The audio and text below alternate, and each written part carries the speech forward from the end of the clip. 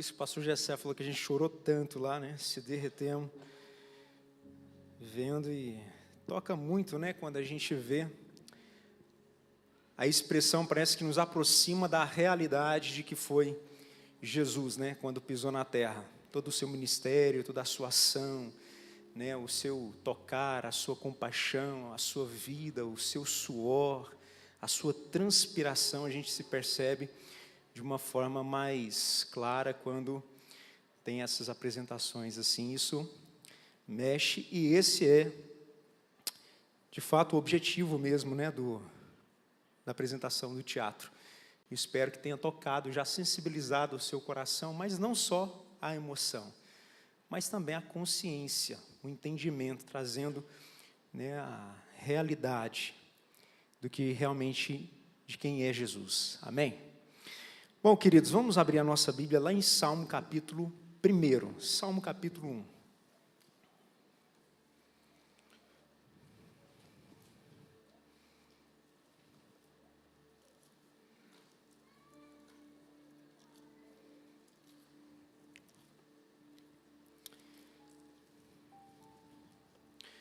O primeiro texto da Bíblia que eu aprendi, que eu decorei, foi o 2 Coríntios 5,17. Aquele que está em Cristo é uma nova criatura, as coisas antigas já se passaram e eis que tudo se fez novo. Mas o Salmo 1 foi o primeiro capítulo que eu consegui aprender, decorar, né, e que eu tenho um prazer, eu tenho uma paixão nesse texto. Já preguei ele algumas vezes, nas meditações, e esse texto sempre fala comigo. Sempre consigo aqui arrancar alguns princípios, sempre salta aos meus olhos algum ensinamento. E eu quero mais uma vez falar desse salmo. Então, Salmo capítulo 1, aí nós vamos ler o capítulo todo pequenininho, apenas 6 versículos. Vou esperar todos abrir aí. Quem achou diz amém. A palavra do Senhor diz assim: bem-aventurado o varão que não anda segundo o conselho dos ímpios, nem se detém no caminho dos pecadores, nem se assenta na roda dos escarnecedores, antes tem o seu prazer na lei do Senhor, e na sua lei medita de dia e de noite.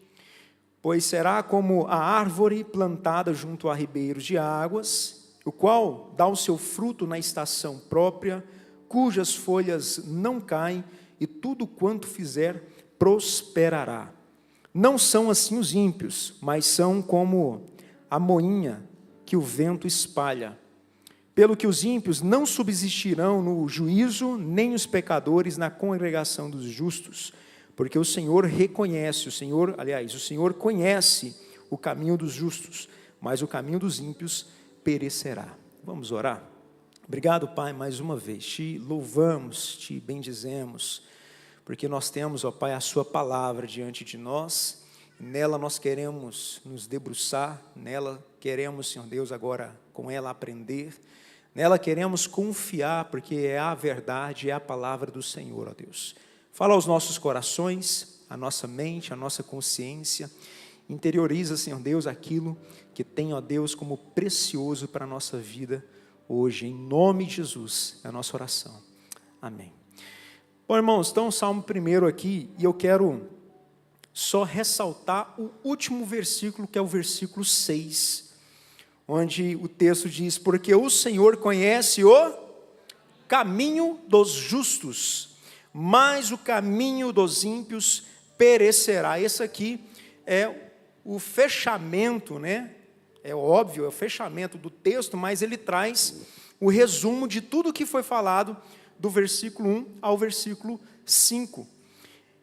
Esse texto, esse capítulo 1, né, dos Salmos, ele vai mostrar para nós a discrepância, né, entre o caminho do justo e o caminho do ímpio. Quem é o justo, né?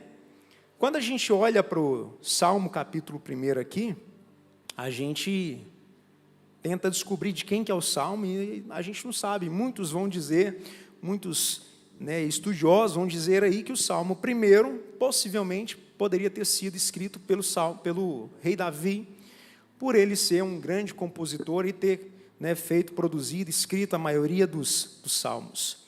Mas a gente não sabe ao certo. Mas quem é o justo e quem é esse ímpio? Quando a gente olha para isso, a palavra justo, no hebraico, nessa versão, porque a gente está no Antigo Testamento, então a gente vai buscar lá no original, que é o tzadik. Tzadik significa justo, certo, correto, lícito, legítimo, correto no governo, correto na causa de alguém, correto na conduta e no caráter. Então esse é o justo.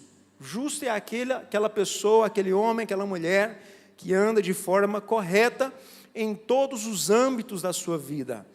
Ele é correto não só de uma forma exterior, mas como diz aqui a definição, no hebraico, ele também é correto numa conduta e também no seu caráter. Ou seja, ele é correto dentro de si, nos seus pensamentos, nos seus valores, naquilo que é fundamental para a vida de uma pessoa, ele é certo, ele é correto. Justo também no sentido de alguém que é vindicado, ou seja, que é defendido por Deus. No português, o justo é conforme ao direito, conforme à razão, ou seja, aquele que tem uma sensatez, aquele que é ajustado, adequado, a pessoa que procede com justiça. Eu acho que está bom de definição, porque a gente já entendeu quem é o homem justo. E aqui a Bíblia vai fazer essa separação. Fala, olha, o homem justo, primeiro, deixa muito claro, não é aquela pessoa que se assimila com aquele que é ímpio. Ele não anda no caminho dos ímpios, não se detém com os pecadores, não se assenta na roda daqueles que escarnecem, que zombam. Vai falar que o ímpio, ele tem para si a lei do Senhor como algo primordial. Ele medita na palavra, na lei do Senhor de dia e de noite. Olha só, lá em Salmo 119, lá em Salmo 119 mesmo, fala que lâmpada para os meus pés é a palavra do Senhor, luz para os meus caminhos. O salmista declara então que ele anda sobre a luz, o iluminar da palavra de Deus, que também está coerente com o que o salmista está dizendo aqui. Ele medita, ou seja, ele é orientado sobre a palavra. Ele é orientado pela verdade de Deus. Esse é o justo. Aqui diz também que o justo, ele colhe frutos. É o tipo de pessoa que está sempre verde. Sabe, é o tipo de pessoa que se apresenta madura. Olha o que o texto fala. Pois será como a árvore plantada junto ao ribeiro de águas. Versículo 3. Ele é como uma árvore que está no ribeiro de águas e todo tempo ele está verdejante. Então o verde representa maturidade, representa vida, representa uma pessoa que está firme. Ao contrário disso, seria uma árvore já com as folhas secas, com as folhas já amarronzadas, com as folhas pálidas, mas não é o caso dessa pessoa que caminha sob a palavra de Deus, porque ele é justo, e ele então vive uma vida de maturidade. Mas o texto continua e diz, e no seu devido tempo dá fruto. É uma pessoa que frutifica. O justo é aquele que frutifica, que gera. Ao contrário disso, mais uma vez, aquele que não caminha dessa forma é o tipo de pessoa que está interrompida de produzir alguma coisa, que não tem condições, capacidade de gerar, de frutificar, de entregar alguma coisa. Não. Mas o justo, ele frutifica, e no final desse momento, dessa apresentação de quem é o justo, a Bíblia diz que tudo quanto ele faz, ele prosperará. É uma pessoa próspera. E nós já falamos várias vezes, mas repito, prosperidade não está ligada somente aos bens materiais, às conquistas do dinheiro, não. A prosperidade vai muito além disso. Prosperidade também está relacionada com a paz interior, está relacionado com o bem-estar, com os valores. está relacionado com alguém que tem um valor dentro da família, está relacionado com uma pessoa que caminha, que vive diante de um propósito. Esse é o justo. O justo, ele sabe por que ele vive, ele sabe por que ele veio no mundo, ele tem significado, a sua vida tem valor. Não é uma pessoa que fica batendo cabeça de um lado para o outro, sabe, que anda dia após dia, acorda sem saber por que acordou. O justo não é assim. O justo, ele trabalha com um propósito, e o propósito final dele não é ganhar dinheiro, ainda que isso não seja errado, não seja pecado. O propósito dele não é só comprar a casa, não é dar o seu sangue, o seu suor, não é pelas conquistas dos bens materiais, não, apesar de que isso é consequência de quem trabalha. A Bíblia diz que um homem que trabalha é dignificado, né? É digno do seu salário. Então, queridos, o homem justo, a Bíblia está dizendo do versículo 1 até o versículo 3, que é esse tipo de pessoa. Mas o maior parâmetro, o que vai fundamentar a vida dessa pessoa, está aqui no versículo 2, que ele tem o prazer na lei, na palavra de Deus. A palavra o orienta, a palavra o ilumina, a palavra o aconselha, a palavra o protege, a palavra é o seu escudo, é o seu pavês. Amém? Mas aí depois vem falando aqui, então, agora a diferença entre o injusto, o ímpio, o homem que não tem temor, aquele que não considera as Escrituras, a palavra do Senhor, aquele que não dá a mesma ênfase, o mesmo valor, a mesma dedicação que o outro homem aqui dava. Então ele diz, não são assim os ímpios, mas são como a moinha que o vento espalha, são como as palhas, sabe, que não tem lugar. Palha já fala de algo que está morto, enquanto que o justo é aquela folha verdejante, presa na sua árvore, presa no seu caule, presa, né, num propósito, num significado, em algo maior. O ímpio é apenas uma palha seca que não tem lugar, bate um vento e ele está seguindo todo mundo, sabe, aquele Maria vai com as outras, não tem uma identidade, não sabe quem ele é. Esse é o ímpio. E ele está dizendo aqui, olha só, e mais, pelo que os ímpios não subsistirão no juízo, não tem consciência, não tem juízo. No juízo, no dia do juízo, eles não vão resistir, não subsistirão, não passarão, não serão aprovados. Nem os pecadores na congregação dos justos. Então, os pecadores, os ímpios, um homem sem temor, ele não congrega, ele não cultua, ele não tem temor a Deus. O seu coração é um altar sujo, é um altar sem luz, é um altar fechado, é um altar de ídolos, é um altar do seu próprio ego, do seu próprio Deus, que é Ele mesmo. Muitas vezes o ímpio é assim. E aí então encerra aqui o versículo 6 dizendo, mas o Senhor conhece o caminho dos justos, mas o caminho dos ímpios perecerá. Sabe o que Deus está falando? Está dizendo que Ele vê o caminho do ímpio, Ele conhece, Ele sabe o caminhar, Ele conhece o passo de cada um. Talvez, irmãos, a gente enxerga Deus como um ser soberano, de fato Ele é, um ser, né, poderoso, um ser que está nos céus e na sua glória, e lá Ele olha de forma toda abrangente, Ele olha toda a humanidade como uma só, como um só, e não olha as nossas peculiaridades, as nossas individualidades. Não, Deus sim, Ele se relaciona no pessoal. Ele conhece tanto o seu povo no volume, mas conhece também no indivíduo, a pessoa. Ele conhece o caminhar dos justos. Amém? É o que a palavra do Senhor está dizendo. Esse é o justo.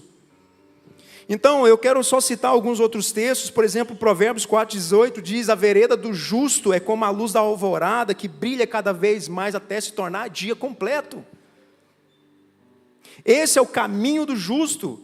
Ele vai cada vez mais se tornando mais brilhante, mais alvo, mais claro, né? até ser dia completo, ou seja, até ele se ter consciência completa de quem ele é, a quem ele serve. Salmo 37, 25 a 26, diz assim: já fui jovem e agora sou velho, e nunca vi um justo desamparado, nem os teus filhos mendigar o pão. Ele é sempre generoso, empresta com boa vontade, seus filhos serão abençoados. Queridos, olha a promessa de Deus para quem é justo. Nunca vi um justo desamparado, e nem os seus filhos mendigar o pão. Isso é promessa de Deus para quem tem essas características deste homem do Salmo capítulo 1. É para esse tipo de pessoa, homem e mulher, falo homem mais no gênero, né, humano, mas homem e mulher que vive dentro dessas características, está debaixo do olhar de Deus, está sob, né, a sua atenção, é alvo das bênçãos do Senhor. Isaías 26, 7 diz: a vereda do justo é plana, tu que és reto, torna suave o caminho do justo. Então o justo, ele caminha de forma suave, leve. Passa dificuldade, conflito, passa, mas ele sabe onde resolver, ele sabe com quem falar, ele sabe a quem pedir socorro.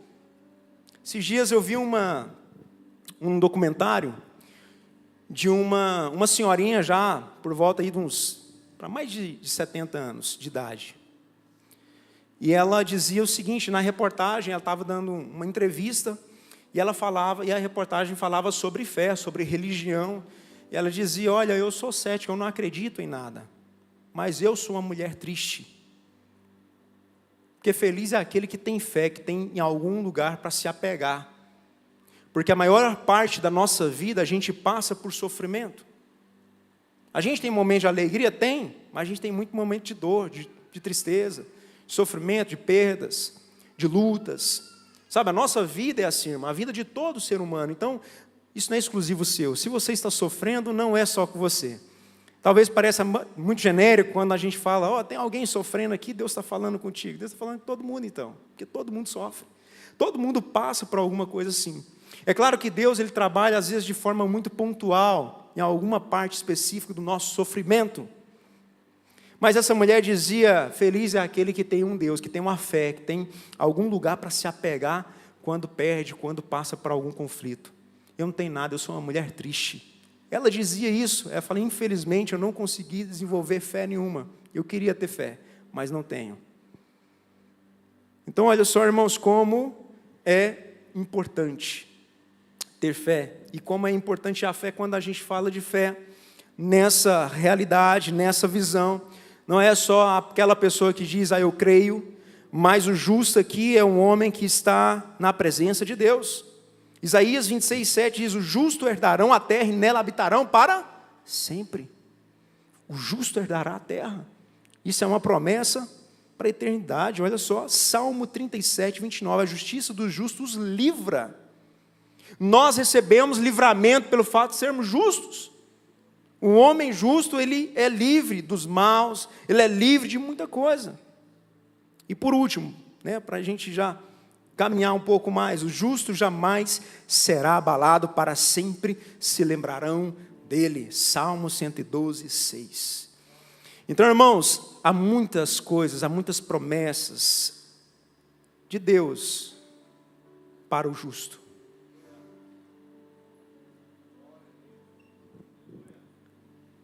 Mas eu quero te falar uma coisa. Quem é justo?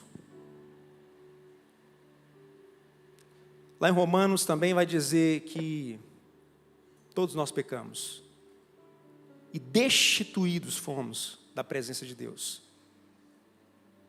Eclesiastes vai falar: não há um justo sequer, porque todos pecaram. Não há nenhum justo sequer.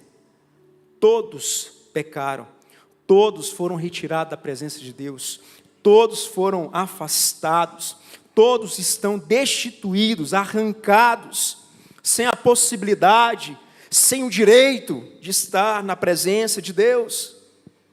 Então, como que explica isso, pastor? Como que um texto vem falar, né, sobre tantas bênçãos, né, tanta coisa positiva para aquele que é justo, mas ao mesmo tempo a Bíblia deixa muito claro que não há um justo sequer. De fato, todos nós pecamos. Todos nós fomos afastados de Deus. E a Bíblia ainda vai falar mais, que a nossa justiça é comparada ao trapo de imundícia. Para quem ainda não sabe o que é trapo de imundícia, na linguagem bíblica, trapo de imundícia é aquilo que as mulheres usam no tempo menstrual.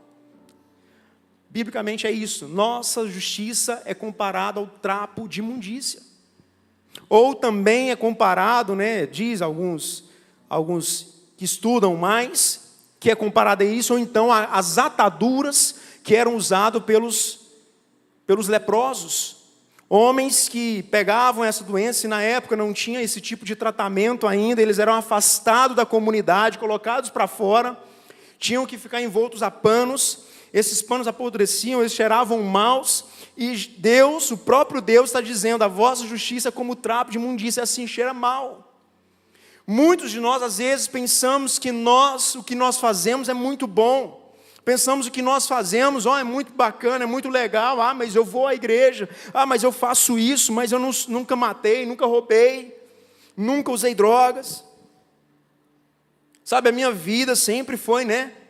Sempre recebi valores, educação na minha casa, sou ético, isso é muito bom e não se pode, né, desfazer, desvalorizar, isso não é muito bom, mas isso não é suficiente para Deus. Porque dentro do nosso coração, queridos, ainda que por fora, ainda que as nossas ações, né, sejam boas, o nosso coração é mau. Porque muitas vezes nós julgamos uns aos outros, nós mentimos,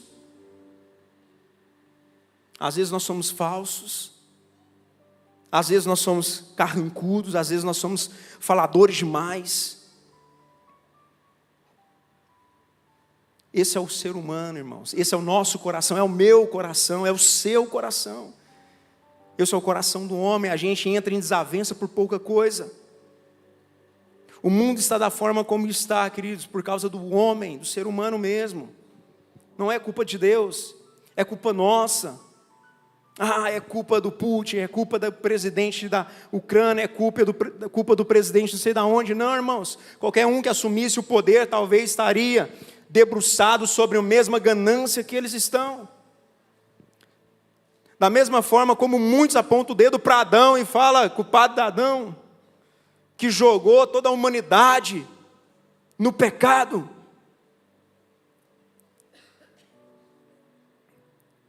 Talvez se fosse eu que estivesse lá, teria feito o mesmo. Talvez se fosse você que estivesse lá, teria feito o mesmo. Então, irmãos, não há um justo sequer, todos pecaram. Pastor, como é que a gente faz com isso? Obrigado, irmão. Existe um justo, e o nome dele é Jesus. Existe apenas um. O nome dele é Jesus. Deus olhou para a humanidade e falou, não tem jeito. Infelizmente não teve como Deus fazer com algum de nós igual ele fez com Jó. Olhar para Satanás e falou, vixe o meu servo Jó, homem justo, que se desvia do mal. Deus olhou e falou assim, não há um homem sequer, não há uma mulher sequer, não há uma pessoa nesse mundo, nem uma criança, nem um jovem, nem um adulto, nem um velho, nem um ancião, nem um profissional, não. E aí ele falou assim, existe um, Jesus, e eu vou mandar ele.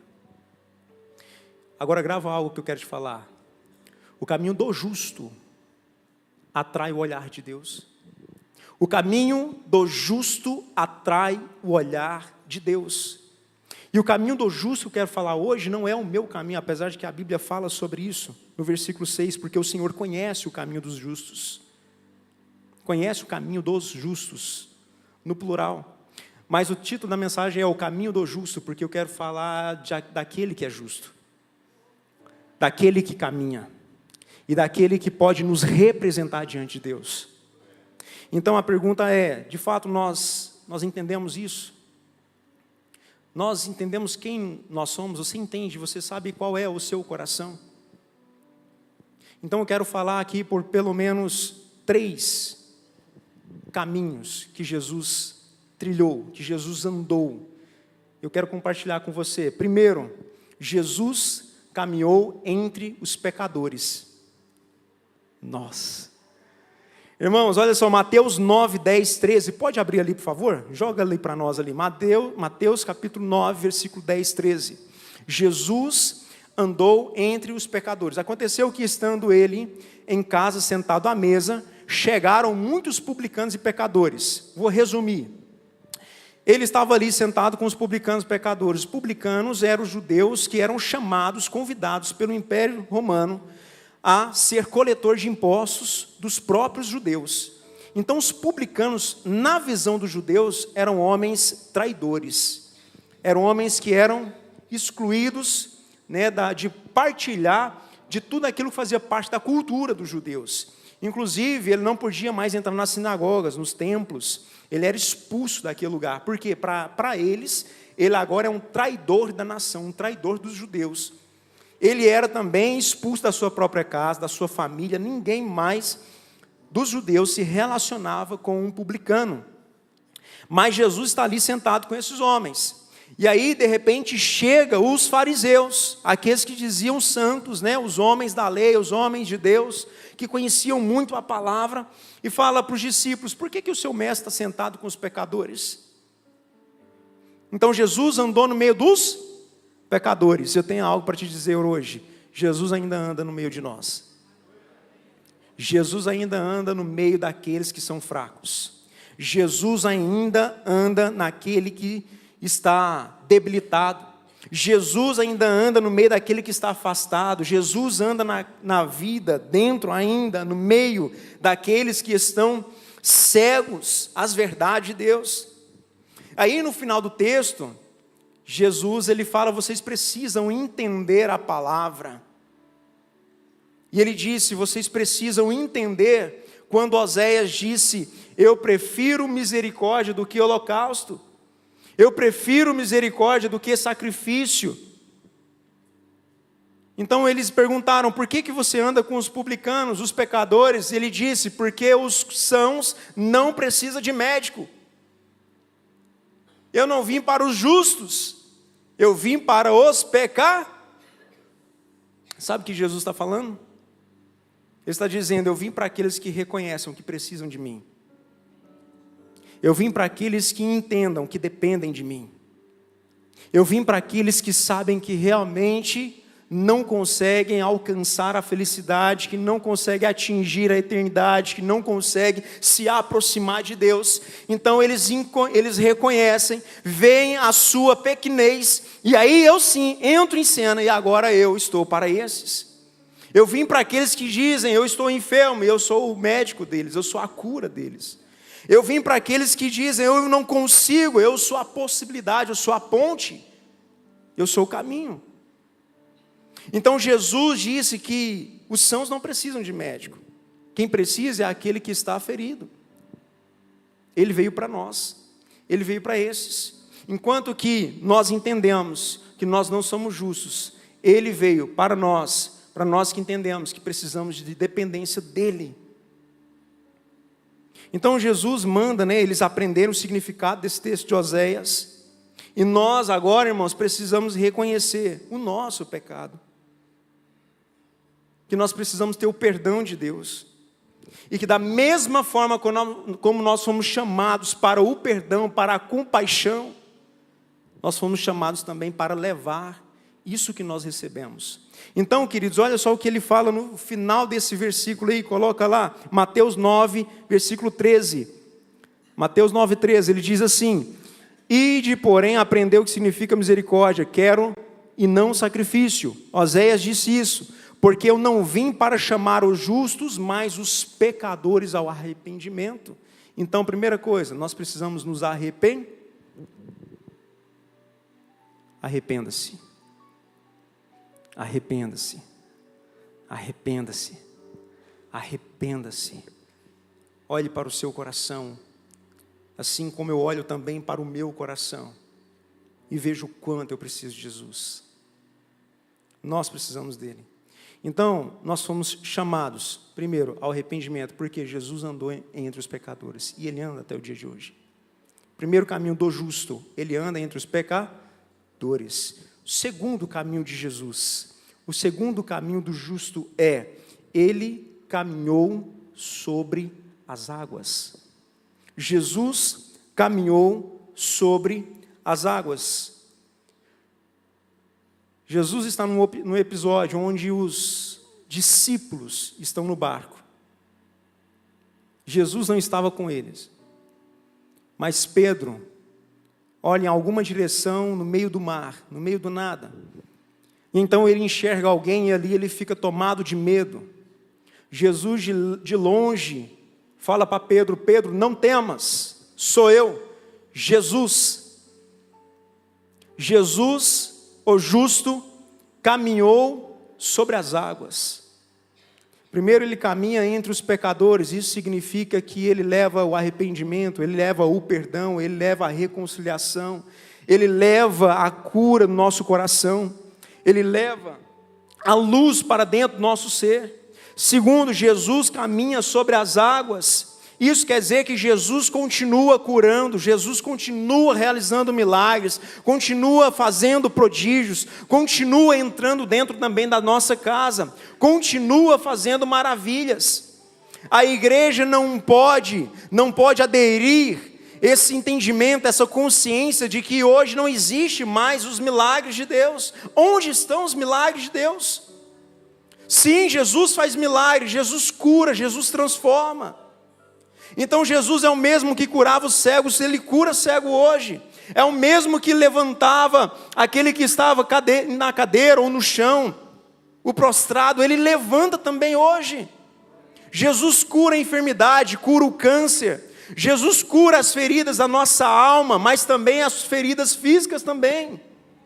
Hoje, irmãos, pelo fato da gente não ver mais tanto sobre isso, a gente fica até com medo de pregar. E se aparecer alguém enfermo aqui, é Jesus que cura, não sou eu. É Jesus que vai curar.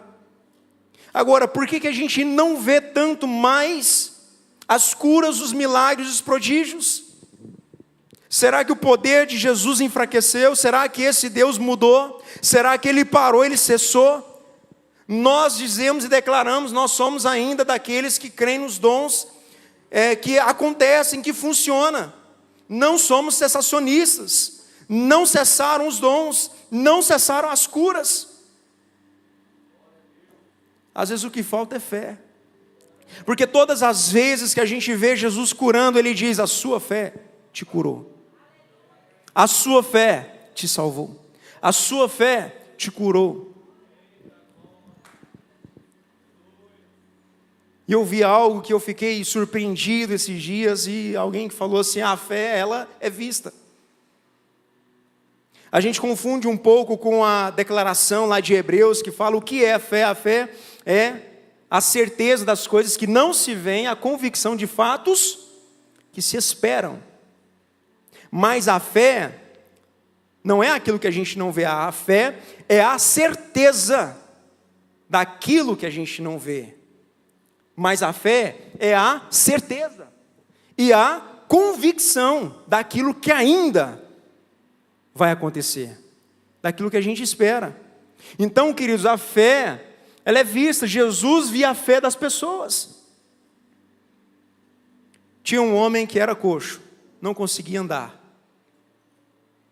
Seus amigos chegaram nele e falavam assim: olha, tem um homem aí, chama Jesus, e nós acreditamos que ele é o Messias, ele pode te curar. E aí esse homem: como é que eu vou fazer? Tem um monte de gente lá na casa, ele está ensinando e não tem nem como passar pela porta. A gente vai te ajudar. Pegaram esse homem, entraram por cima da casa, tiraram o telhado, colocaram uma corda e desceram esse homem até o chão. E a Bíblia diz que Jesus, vendo a fé, aí ele diz: os teus pecados estão perdoados. A Bíblia diz que os fariseus, cogitando em seu coração, quem é esse que perdoa pecado? Se diz Deus. E ele, tendo entendimento, ele fala: o que é mais fácil? Dizer para esse homem: os teus pecados estão perdoados, ou dizer: levanta-te e anda? Mas para saber que eu sou filho do homem, eu te digo: levanta, toma a tua cama e volta para sua casa. Jesus viu a fé do homem e o curou. Jesus cura. Jesus liberta. Hoje a gente vê um doido, às vezes, na rua, vê alguém que está insano, alguém que está fora de si. A gente tem medo de declarar Jesus sobre essa pessoa. Porque o que falta não é Jesus, e não é poder de Deus, porque Deus é todo poderoso. Às vezes o que falta é fé. O que falta é nossa fé. O que falta é Jesus ver em nós a fé, por pelo menos o tamanho de um grão de mostarda. Amém? Então Jesus, ele andou entre os pecadores, porque ele veio para trazer o perdão. Ele veio justificar o homem, ele veio reconciliar eu e você, veio nos reconciliar com Deus. Aí depois Jesus, ele anda sobre as águas para mostrar que ele é todo poderoso. Ele ainda é, mas esse ainda não é porque vai chegar um tempo de fim, não. Não é porque vai chegar um tempo onde ele não vai ser mais, não. É porque ele será agora e será eternamente, é constante. Ele é Deus todo o tempo. Ele caminha sobre as águas, ele faz milagre, ele cura, ele levanta.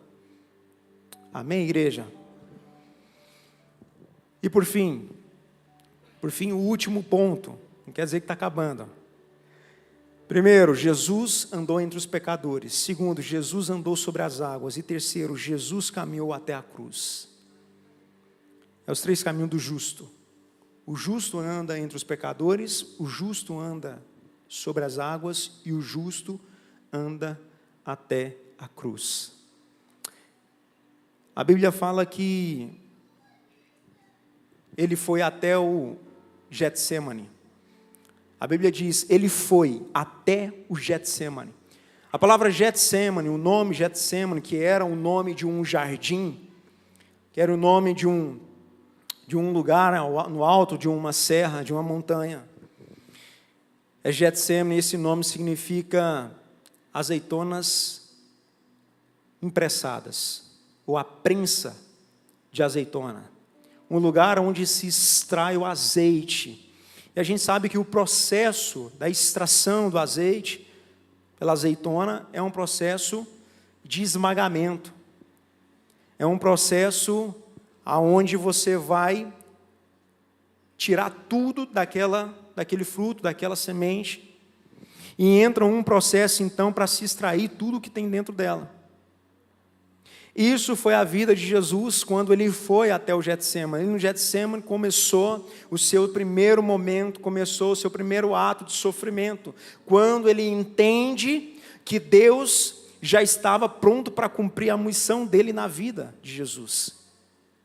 Ali então ele começa a clamar, e até o pastor Rafael estava aqui hoje pela manhã, e trouxe uma palavra falando sobre isso, e tocou muito meu coração, e que já estava coerente com o que havia de dizer. Mas eu me lembrei, me recordei de quando Jesus, ele fala para Deus e diz: Abba Pai, se possível passa de mim esse cálice. E eu lembro, queridos, que todas as vezes que eu leio esse texto, e hoje ainda faz um sentido ainda mais profundo para mim, porque os únicos que chamam a gente de Abba Pai, a tradução de Abba Pai é papai, é papaizinho, é papai. Os únicos que chamam assim são os nossos filhinhos, ainda pequenos. Talvez quando a gente cresce, a gente perde o hábito de chamar o pai de papai. É pai, e aí paizão, e aí meu velho. Com todo carinho e respeito, eu chamo meu pai assim: ei, velhão. Eu sei que tem muitos que não gostam, mas ele já me liberou, então eu chamo ele de velhão. Ei, velhão. Mas o meu filho me chama de papai. E quando ele quer alguma coisa, ela ainda fala, por favorzinho. Foi para Brasília com a tia Roseni e com o pastor Antônio. E a gente nem pode falar para ele que ele vai, porque ele é ansioso mais do que eu e a Camila junto.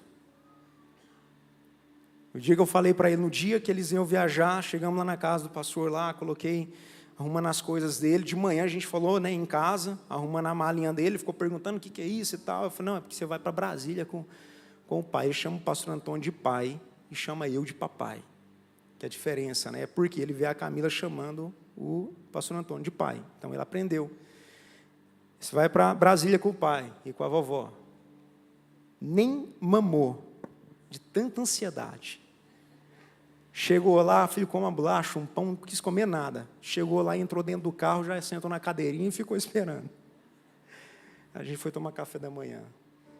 E aí ele queria levar um brinquedo dele, que ele ganhou do pastor. E aí ele falou, deixa eu levar. Eu falei, você vai perder esse brinquedo lá, filho, vai deixar para trás, lá em Brasília, 600 quilômetros, depois o papai tem que buscar lá. Por favorzinho.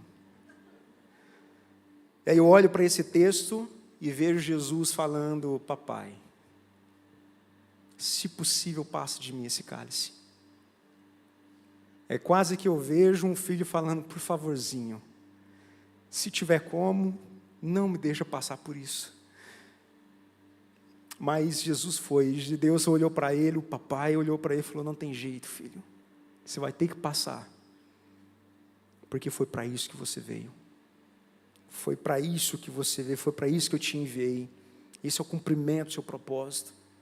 Essa é a sua missão. Então Jesus, ele caminha entre os pecadores, ele anda sobre as águas, mas ele caminha até a cruz. E ali começa todo o processo de dor, ele sua sangue.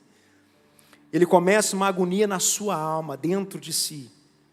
E ele então é alcançado ali pelos soldados romanos, levado para julgamento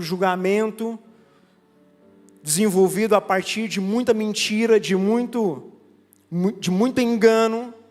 Ele é julgado como bandido, julgado como traidor, julgado como alguém que é um usurpador. E a mentira então toma conta do cenário e joga Jesus no caminho da cruz. E a Bíblia vai descrever então o seu caminho e na sua caminhada até ele chegar na cruz. Existe uma via lá em Israel chamada Via Dolorosa, e ele caminha então por essa via carregando a sua punição, que era a própria cruz, o madeiro sobre si, pesado, depois de ter sofrido muitas chicoteadas, depois de ter sido brutalmente apunhalado ali pelas as pedras, os ossos, os canos que ficavam nas pontas das cordas. Ele então chega na cruz. Colocam ele na cruz, o levantam, despido, com toda vergonha. E no final de tudo, queridos, os homens zombando dele, tirando sorte da sua roupa, pedindo e ameaçando ele, dizendo para ele descer da cruz, se de fato ele era o Filho de Deus, se ele era o próprio Deus, se ele realmente tinha todo esse poder. Mas uma palavra ele fala, ele diz, Senhor, perdoa-os. Perdoa. Eles não sabem o que fazem. Então o justo caminha entre os pecadores para trazer o perdão. Jesus anda sobre as águas porque ele continua curando. E Jesus, ele caminha na via da dor e até a cruz para estabelecer a salvação. Porque Jesus salva. Jesus nos salva, irmãos, não é de uma vida ruim aqui na terra. Jesus nos salva não é dos conflitos que a gente, por vezes, passa, às vezes, dentro da nossa família. Jesus, ele está nos salvando, não é, sabe, de um sonho frustrado, que talvez muitos de nós possamos ter.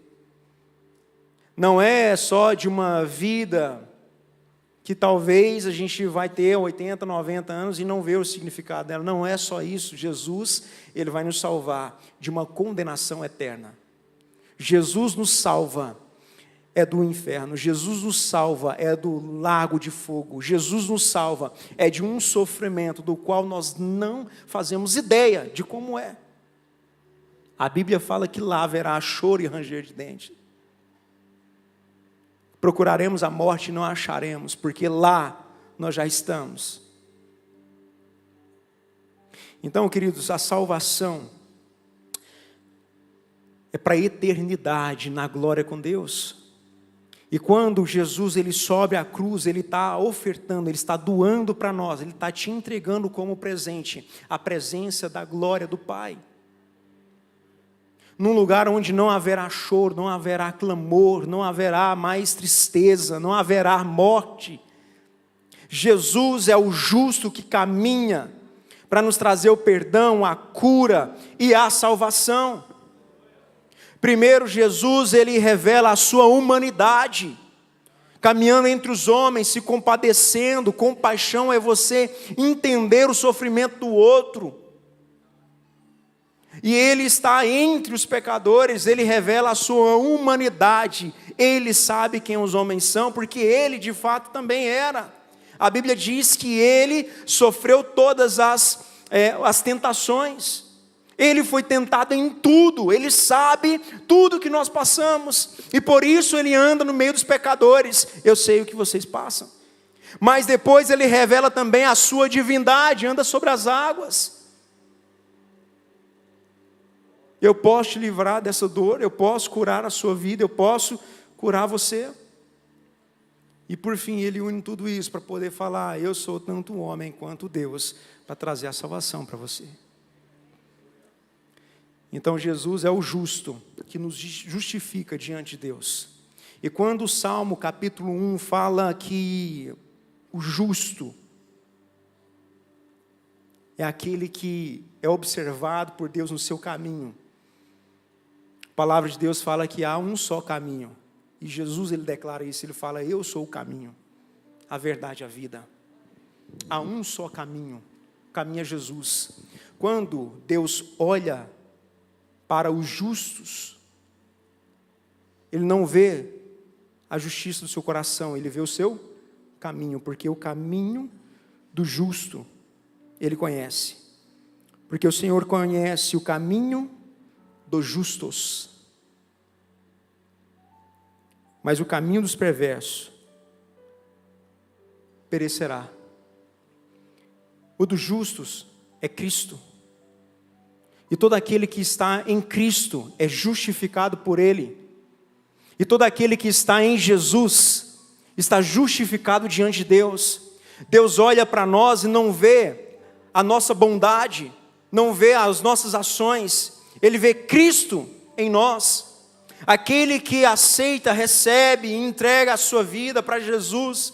Quando Deus o olha, Ele não vê aquilo que nós entregamos, as cestas básicas, o estender da nossa mão, as nossas éticas, a nossa educação e nem a nossa cultura boa. Não, Deus olha Jesus em sua vida e Ele enxerga o sangue do Cordeiro sobre você. Porque o caminho dos justos Ele conhece. Então Jesus é o único caminho daquele que foi justificado diante de Deus pelo próprio Jesus. E só existe uma forma para que nós possamos atrair o olhar de Deus para nós. Está em 1 João 2,6 para encerrar, que ele diz assim: aquele que diz que está nele também deve andar como ele andou. Então, irmão, se Jesus está em mim, eu sou também aquele que anda entre os pecadores para levar o perdão, a compaixão. Se Jesus está em mim, eu sou também aquele que tem, em nome de Jesus, autoridade para orar, para curar, para abraçar, para levantar o irmão. Eu sou aquele que tem fé, que pode promover a fé, no poder que há no nome de Jesus. Não é algo que vem de mim, não é algo que vem de você, mas é algo que vem do Cristo que habita em nós. Então aquele que está em Cristo Jesus, ele leva também o seu nome, ele professa também a sua salvação, ele propaga também o seu reino, porque ele nos chamou para isso. O justo caminhou entre os pecadores, sobre as águas e até a cruz, para que nós possamos ser igual a ele. Amém? Amém, igreja? Vamos orar. Feche seus olhos, curva a sua cabeça.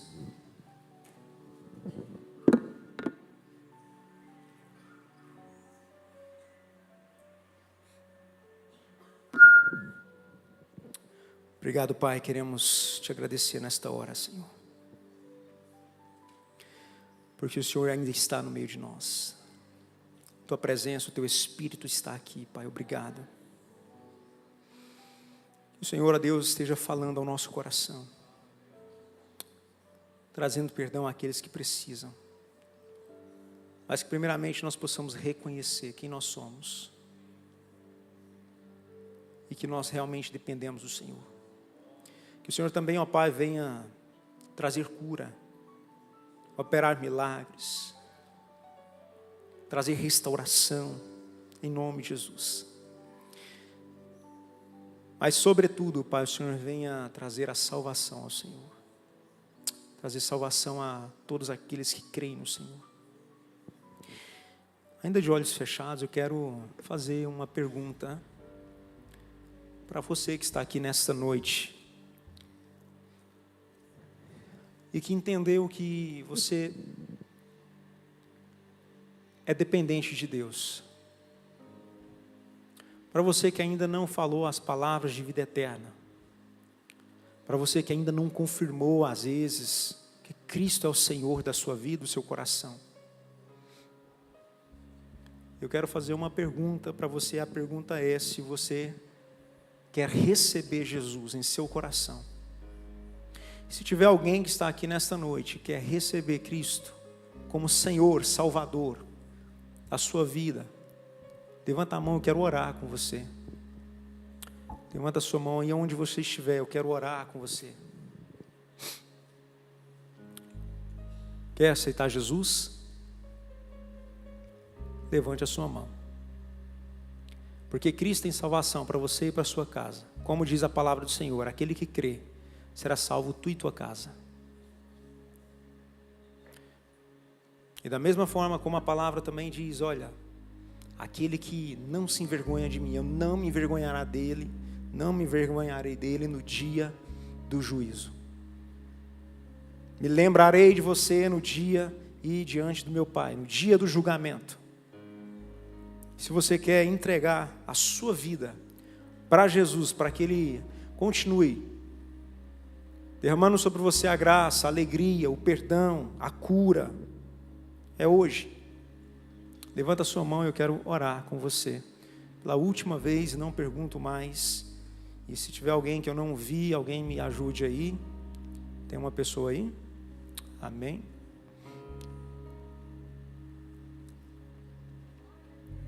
Amém. Tem uma pessoa aqui na frente também, é isso? Amém. Glória a Deus. Ok, tem mais alguém? Ok, tem uma pessoa vi ali. Tem mais alguém além dessa pessoa, desse rapaz?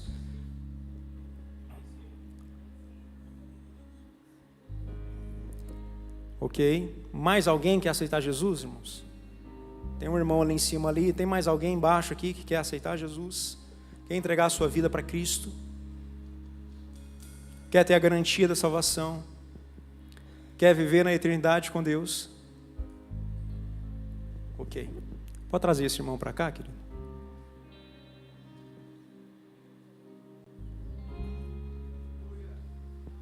Glória a Jesus. Glória a Deus.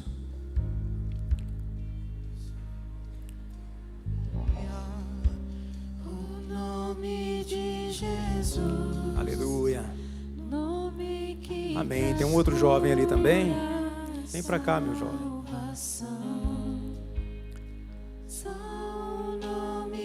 Isso aí, meu irmão. Glória a Deus.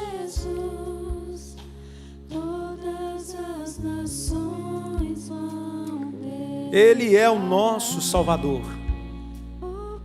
Não há como chegar diante de Deus sem Cristo. E a palavra fala que é necessário confessá-lo diante de todos. Aquele que me confessar diante dos homens, eu o confessarei diante do Pai. Porque com a boca se confessa para a justiça e com o coração se crê, para que seja perdoados os vossos pecados. Então, queridos, é necessário estar aqui para que você seja justo. É importante você confessá-lo. Tem mais alguém que está aqui que quer confessar Jesus como Senhor e Salvador da sua vida? Mais uma última vez. Pode vir aqui agora, vem para cá e deixa eu orar com você, amém? Amém. Vocês vão repetir comigo então essa oração, viu? Como é que é o seu nome? Daniel.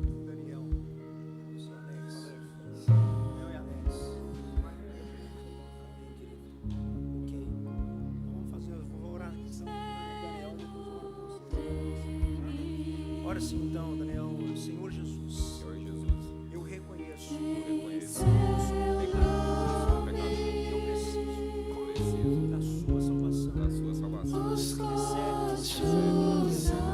vida, coloca sobre mim, Em seu nome, no livro da vida, os cegos veem. Senhor, em nome de Jesus, ó Pai, abençoa hoje o Daniel, Pai. Senhor, que hoje declara, confessa Cristo como Senhor e Salvador. A sua proteção, o seu amor esteja sobre ele. O Senhor venha trazer paz, direcionamento no seu caminhar, no seu proceder. Pai, que ele tenha uma conduta agora diante da sua presença e dos teus olhos, e seja visto como um justo, porque Cristo habita na vida dele, Pai. Que o teu nome seja exaltado. Abençoa a vida do Daniel, e a salvação possa alcançar também a sua família e aqueles que estão em torno dele, Pai. Em nome de Jesus, amém e amém. Vou orar com o Alex aqui. Daniel, você vai seguir a missionária aqui, ela quer dar uma palavrinha com você lá. Glória a Jesus, irmãos, amém. Glória a Deus por isso. A palavra de Deus fala que uma vida vale mais que o mundo inteiro. Se valeu para salvar essa vida, irmãos, valeu tudo, amém? Alex está aqui porque ele quer reconciliar, quer colocar o coração em Deus, amém? Pai, olha para o Alex hoje de uma forma amorosa, com a sua compaixão,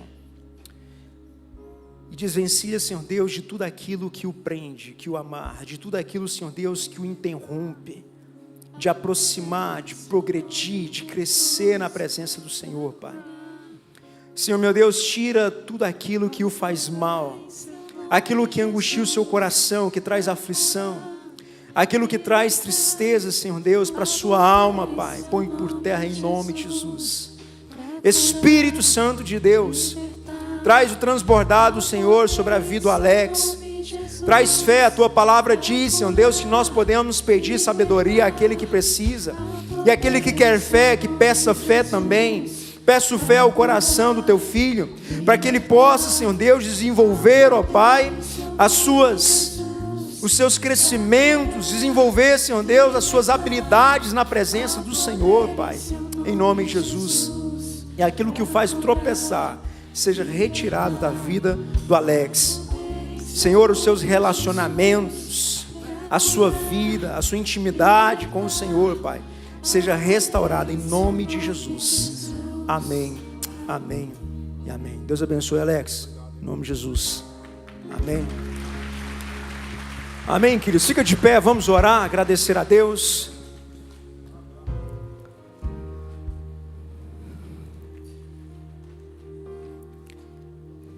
Apenas dizer para você, para que você seja Cristo, para que você seja luz, aonde você estiver. Jesus fez tudo isso na nossa vida, para que nós pudéssemos ser igual a Ele. Aquele que está em Cristo, precisa andar como Ele andou, como nós acabamos de ver aqui. Ande como Jesus, seja justo diante de Deus, em nome de Jesus, amém? Pai, que a sua graça maravilhosa, o seu amor eterno e poderoso, e a transbordante comunhão do Espírito Santo esteja sobre todos nós, não só hoje, mas amanhã, durante essa semana, esse mês, por toda a nossa vida, por toda a eternidade. Em nome de Jesus nós oramos, te agradecemos. Amém. Vou em paz, Deus abençoe. Em seu